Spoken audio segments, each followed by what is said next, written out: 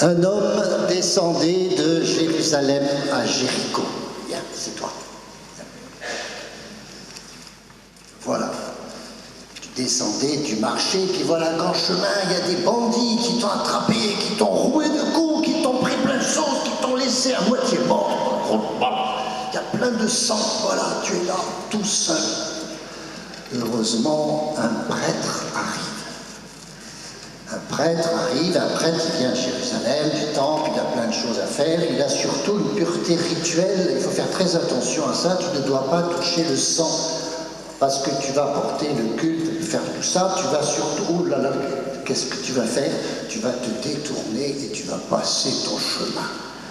Et puis un autre, un lévite. Un lévite, c'est un acolyte qui travaillait aussi dans le temple, et lui aussi, il ne faut pas qu'il se mêle de sang, de tout ça. Il ne pouvait pas s'occuper de cet homme.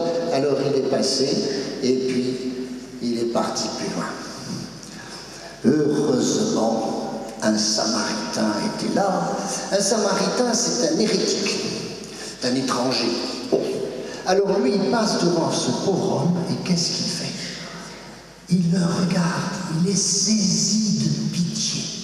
Entendez bien ça, il est saisi de pitié. Allez, montre-nous ça. Tu vas t'occuper de lui, le soigner, le relever, le laver, tu le prends sur toi. Allez, laisse-toi prendre, voilà. Tu le mets sur ton âne, et puis tu vas vite ensuite l'emporter avec toi jusqu'à l'auberge pour le soigner avec du vin et de l'huile. Avancez, voilà, vers l'auberge. Voilà, magnifique. Voilà, et cet homme va être sauvé. Alors on applaudit le bon Samaritain. Voilà.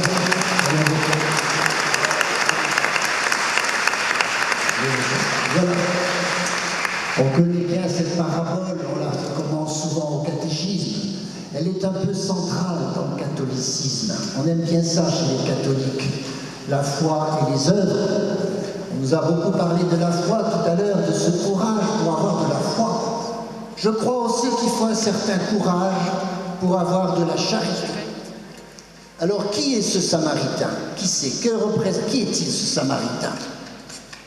Les enfants, c'est qui le Samaritain? Ça nous fait penser à qui? À qui? À qui nous fait penser le Samaritain? À quel saint? Martin. Saint Martin, oui, c'est vrai, qui s'est occupé d'un pauvre comme ça à la porte d'Amiens. Et puis, il nous fait penser à qui encore ce Samaritain? À Jésus.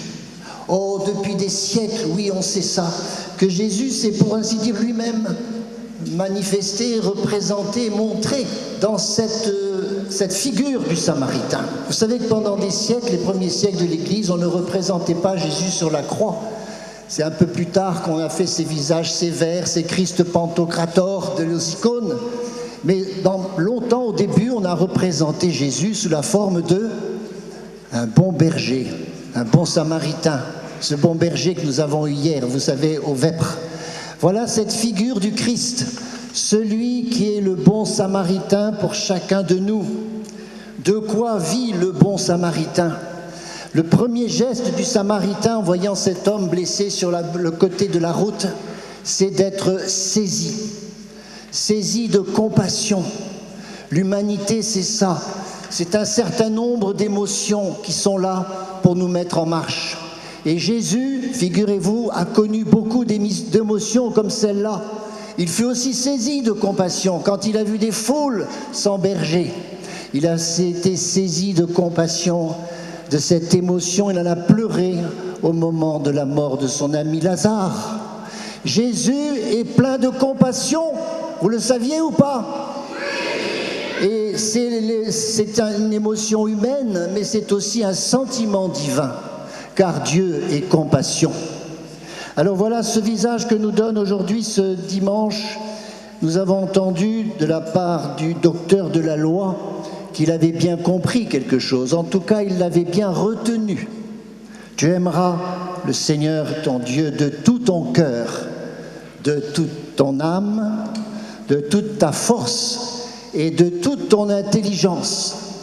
Pourquoi tout cela? Parce que le cœur, c'est tout ce qui est dans le psychisme, l'âme, c'est évidemment le spirituel, la force, c'est le physique, et même l'intelligence aussi. C'est dire qu'il faut aimer le Seigneur de tout notre être, Mais il n'a pas oublié aimer le Seigneur et le prochain comme toi-même. Le voilà, ce prochain. C'est qui alors le prochain? C'est qui le prochain? Qu'est-ce que ça veut dire en français, être prochain? Ça veut dire être proche. Proche, ça veut dire être à côté. C'est sur lui, celui sur qui tu tombes. C'est la caissière quand tu vas faire tes courses. C'est ton petit camarade à l'école. C'est ton époux, ton épouse, c'est ton fils. C'est celui avec qui tu travailles. On peut dire que le prochain, c'est peut-être le petit chinois ou le péruvien, mais c'est d'abord celui qui vous est proche. Voilà où va se nouer l'exigence de la charité.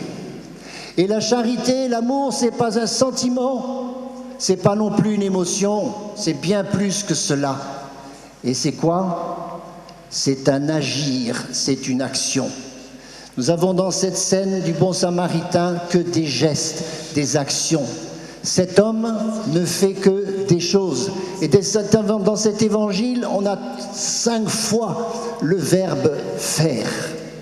Fais ceci. Fais ce que tu as compris dans ce geste du bon samaritain. Fais ainsi, ça veut dire agis. Et quel est le modèle pour cela? Le modèle de l'amour, de la charité, c'est bien sûr le Christ lui-même qui est le modèle de l'amour. Aimez-vous les uns les autres comme je vous ai aimé. Et vers la fin de sa vie, ce sera encore plus fort. Ayant aimé les siens, il les aima jusqu'au bout. Il n'y a pas dans l'amour d'autre chose que ce jusqu'au bout. Si tu t'arrêtes en chemin, tu n'es pas encore dans l'amour, car il s'agit d'aimer comme Dieu. Et Dieu, ça m'a toujours frappé ça, c'est très fort, Dieu aime les bons, mais aussi les méchants. Et ce commandement de l'Évangile qui est impressionnant, que le monde ne peut pas comprendre, aimez vos ennemis, ça va jusque-là. Aimez vos ennemis parce qu'ils sont ces enfants de Dieu égarés dans la violence, qui se sont perdus, mais toujours aimés du Seigneur. Voilà pourquoi nous pouvons même aimer nos ennemis. C'est bouleversant, c'est renversant. On dit que c'est vraiment ce qui caractérise notre foi, frères et sœurs. Cet amour, cette charité qui peut aller jusqu'à aimer l'ennemi, bien sûr qu'a fortiori, elle nous pousse à aimer le faible, le petit, le pauvre, le pécheur. Dieu nous a créés sans nous demander notre avis. Il nous a sauvés et il ne peut nous sauver qu'avec notre permission, que si nous le voulons bien. Mais il ne peut aussi sauver le pauvre, le pécheur, le petit qui est à côté de toi que si toi aussi tu le veux.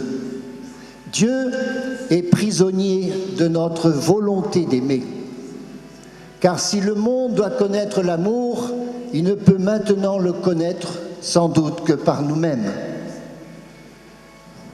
Nous sommes les mains de Dieu, nous sommes le cœur de Dieu, nous sommes l'âne, le vin et l'huile de Dieu. Voilà ce qu'est notre mission. Et c'est l'Église qui a inventé les hôpitaux, vous le savez, qui n'existaient pas avant. C'est l'Église qui, pendant des siècles, tout en annonçant la foi, s'est aussi tracassée de soigner les pauvres, les humbles, les malades. Et cet homme, le Samaritain, je le répète, il agit. Vous avez peut-être remarqué que aimer, ce sont des lettres qui sont très belles, mais je retiens le A, le I et le R. Ça fait l'air, c'est l'air de la sainteté, ça. Et j'ajoute le G et ça devient agir. Aimer et agir, ce sont deux verbes qui se connaissent très bien et qui veulent justement être ensemble. Que vaut l'amour sans les actes? Que vaut notre amour sans qu'il soit aussi agissant? J'ai entendu souvent, vous savez, Père, je suis croyant, mais pas pratiquant. C'est bizarre et c'est bien dommage. Mais je pourrais entendre aussi, vous savez, mon père, je suis aimant, mais pas pratiquant. Et là, c'est catastrophique. C'est même incohérent. Vous savez, cet homme, ce mari, la femme lui demandait souvent, tu ne me dis jamais que tu m'aimes. Et le mari répond, mais tu sais, je t'ai dit le jour du mariage, ça n'a rien changé depuis. Voyez comment il est tellement bon, il est tellement doux, il est tellement vrai de se dire l'amour et de se le montrer. Tout à l'heure, je vais demander à tous les couples, ceux qui le veulent, de vivre cela, de renouveler les engagements de leur mariage, pour se dire à l'oreille des belles choses du genre « je t'aime et je veux toujours être avec toi ». Je les appellerai tout à l'heure à faire cette démarche, parce que nous voulons voir cela. Nous voulons voir la charité en acte, oui ou non? On ne peut pas rester simplement avec des belles pensées sur Jésus. Vivons ce qu'il nous a dit. Aimez-vous les uns les autres comme je vous ai aimés. Et saint Paul a été, je crois, soulevé par cette exigence de la charité qui n'a pas cessé d'enseigner tout au long de la Méditerranée, sa merveilleuse hymne à la charité, qui est un véritable monument, on s'en sert dans tous les mariages, l'hymne à la charité, qui décrit ce qu'est l'amour en 15 caractéristiques. Ça se termine avec cette 16e remarque: si je n'ai pas l'amour, je suis rien. Vous entendez? Vous n'êtes rien si vous n'aimez plus, ou si vous aimez mal, car l'amour ne se vit pas à moitié. La mesure de l'amour, c'est d'être sans mesure. Ça, c'est du Saint-Augustin. Oui, frères et sœurs, c'est tout l'Évangile qui nous parle de cela. C'est l'enseignement de l'Église qui se résume à quoi? Aime et tu vivras. C'est la remarque de Jésus à ce docteur de la loi. Aime comme cette parabole vient de te le révéler. Et on connaît bien aussi une autre remarque d'Augustin: aime et fais ce que tu veux. En général, on s'arrête là. Alors ça veut dire quoi? Bon, du moment que tu aimes, tu vas pouvoir faire ce que tu veux. Et vous savez, dans notre monde aujourd'hui, faire ce que l'on veut, ça peut aller vraiment très loin, n'importe où. C'est pas ça que dit Augustin. Aime et fais ce que tu veux. Et il insiste, si tu te tais, tais-toi par amour. Si tu parles, parle par amour. Si tu corriges, ça c'est pour les parents, corrige par amour. Et si tu pardonnes, pardonne par amour. Le pardon qui est si difficile, on n'y arrive pas si nous ne sommes pas dans ce mouvement de l'amour pour celui qui nous a fait mal, qui nous a blessés. Tu dis que tu m'aimes, tu dis que tu m'aimes, mais tu ne le montres pas. Voilà ce qui fait peut-être le drame de Dieu. Il a tant aimé les hommes, ce qu'il disait à Paray le Monial. Il a tant aimé les hommes, et combien d'outrages lui sont redonnés en retour. Dieu ne cesse que d'attendre cela. Mais ce n'est pas seulement Dieu qui attend l'amour, c'est aussi notre monde. Surtout ce monde que nous connaissons aujourd'hui, qui est dans cette passe difficile, parce que ce monde, en fait, crève de ne pas être aimé, de ne pas connaître l'amour. Et c'est dans nos couples, dans les familles particulièrement, tant de papes récents nous ont exhortés à cela. Surtout le grand pape Jean-Paul II, qui a si souvent parlé de la civilisation de l'amour. Peut-être que Léon XIV nous l'expliquera en disant aussi qu'il faut faire la paix, parce que le pape Léon nous parle beaucoup de la paix. Le pape Benoît XVI aussi a fait une très belle encyclique sur l'amour. Oui, croire que l'amour est possible.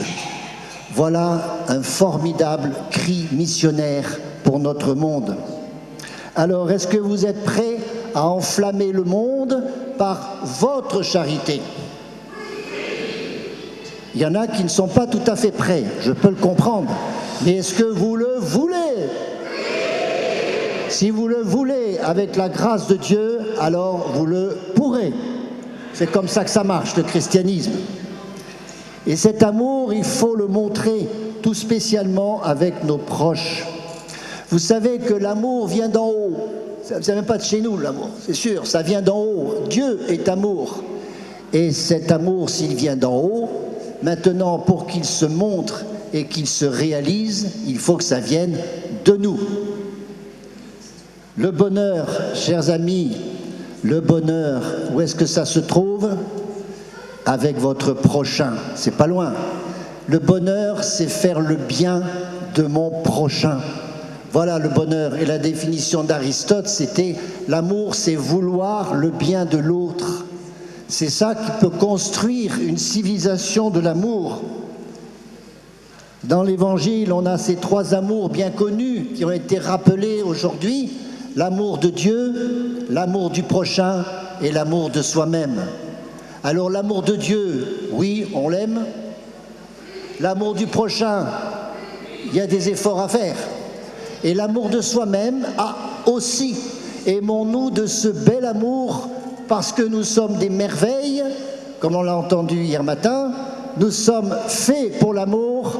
Nous avons tous reçu cette capacité et d'être aimés et d'aimer.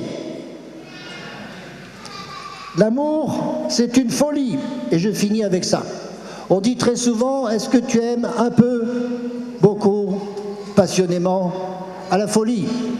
Alors faites votre examen de conscience. Vous aimez comment? Un peu, beaucoup, passionnément? Non, à la folie. Voilà, vous êtes bien prêts à ça? Frères et sœurs, nous sommes faits pour aimer à la folie. C'est le secret de notre bonheur. Amen.